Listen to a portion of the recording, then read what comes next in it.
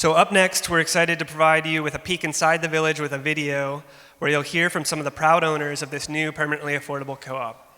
Thank you, Dan, and thank you for Peace Village.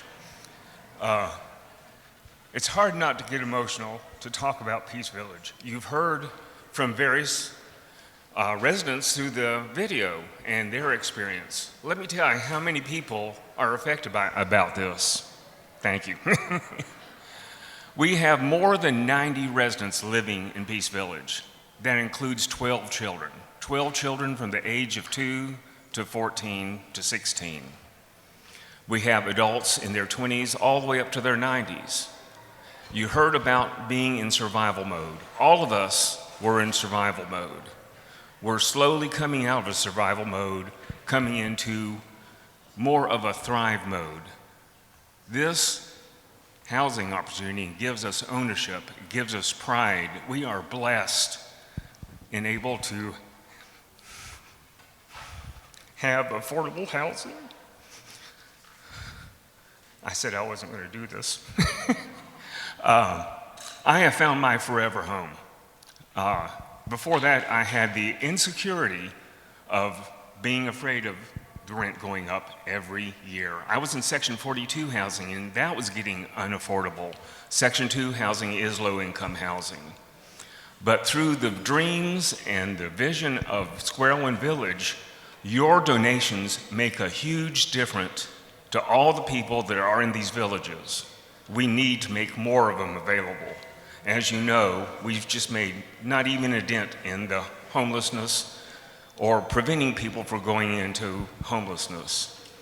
So we need to support all these programs and build as many homes we can for having an affordable place to live and have a place that you can thrive. Thank you.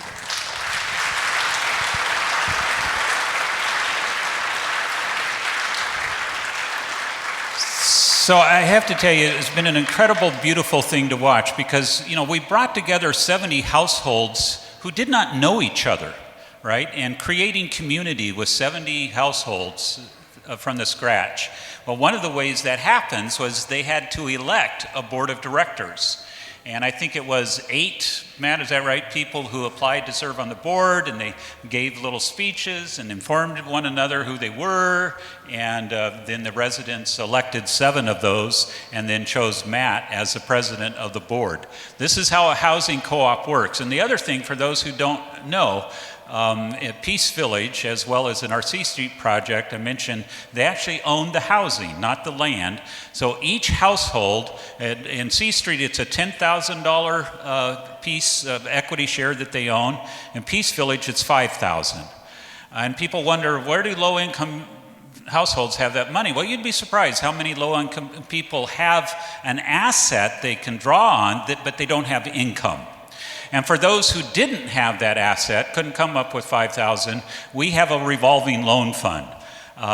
Thanks to a generous sponsor who provided the bulk of that money and some other funds. I think that loan fund is up to $130,000. So we were able to offer a $4,000 loan to every household that needed it.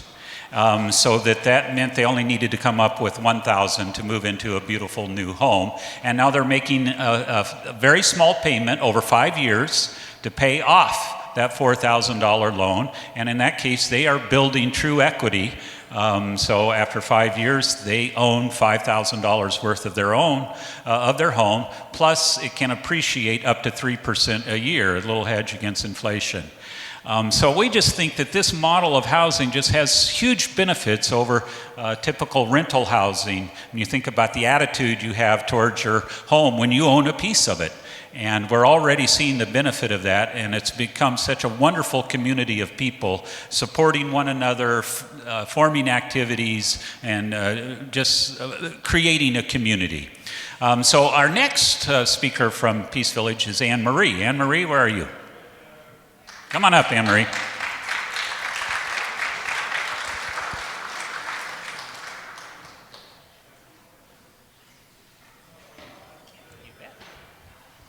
Hello, everyone. It's such an honor to share. Thank you for allowing me to speak. I live at Peace Village. I have for the last 8 months.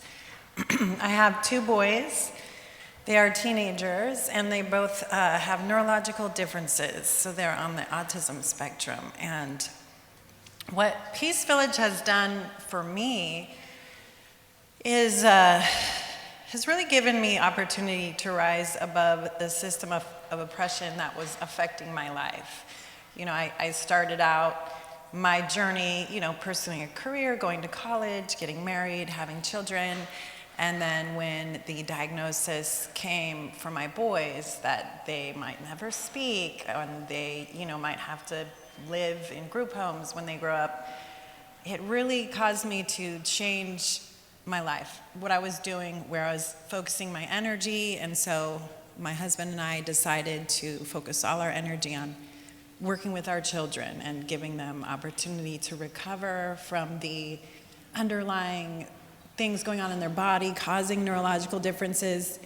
So to do this before we were strong in our careers was difficult because we were renters and we were low income, and that is such an unstable place to be in this world with rising rent prices and property managements that are just about profit, you know, and every time a landlord wants you to move out because they want to make more money, you lose your deposit, you know, and so you're really being disenfranchised as a renter. And so, you know, cooperative living, I feel, has emerged as a powerful model for empowering individuals and communities that have been disenfranchised by systemic oppression.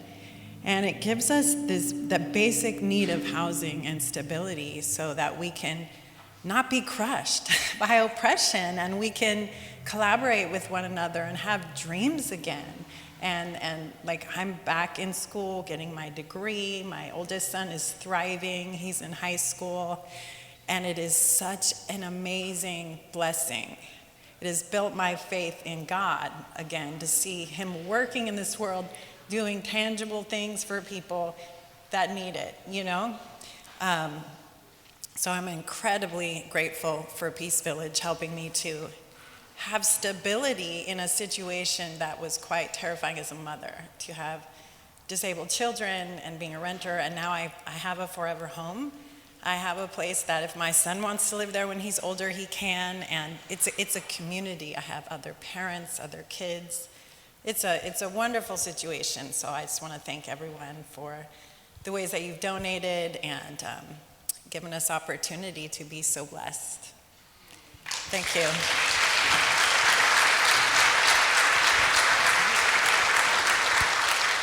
And then our third person comes to us from Cottage Village, Ananda Reeves. I first met Ananda as a volunteer at Opportunity Village almost 10 years ago. And now she is a resident of our project in Cottage Grove. And so we're just so thrilled to have Ananda. She actually wasn't on the schedule today, but we had one person drop out, and Ananda said, "I'd love to share something." So we said, well, just so happens we got a spot for you. I first came to one of these when this was only a dream, and they just had the cute little drawings up. There was no buildings. And I was driven. I said, you know what, this is going to happen. But one thing that needed to happen before there was actually buildings was there needed to be a lot of work done on getting the zoning all straightened out. And so myself and some other people formed an activist group to go after the zoning. And there wasn't one single city council meeting that we missed between all of us to get that zoning done. And it was going on and on and on. And I thought, well, I don't know if this is ever going to happen. And so I had an opportunity to travel, and I took it, and I went traveling. And when I came back, I was in the Cottage Grove Hospital, and the nurse says, yeah, there's these tiny houses down the street. I said, what? And they're all built. I said, well, shoot, I should have left sooner. Anyway, I'm really, really blessed. I came out of rehab from amputation, and I honestly did not know where I was going to go, and the doors flung open for me to be at Cottage Grove, Cottage Village Co-op. It happened that at the same time that they drew my name for a lottery, or they agreed on that, the one unit that's left, which is handicapped accessible, opened up for me. So I was really, really blessed to have that. And I just love my house every day. I love my neighborhood. I'm there to really learn much more about being a team player and being and learning group process, because it's all self-governed. And we make all of our own decisions, we take care of our own maintenance, we take care of our vetting for people coming in, we do all the landscaping. The community actually really takes care of itself. And there's lots of decisions to make along the way. So I'm learning a lot about the group process and how all that works. The beautiful part is that it's affordable housing. I felt so blessed and lucky to actually get into affordable housing that's also attached to a community that's self-governed. I'm so blessed. I can't tell you how happy I am. But the neat thing about having affordable housing means that this is the first time in my life that I didn't have to work to live. I can live on my retirement and live comfortably in affordable housing. I don't know anybody out there in the society now that is, that has affordable housing. It's a blessing, and I'm so grateful. I used to dream about being in one of these houses way back when I saw those pretty pictures. So I'm home now, and I'm very grateful to be home, and I appreciate it very much, and I appreciate Dan very much for all the work he's done. Thank you.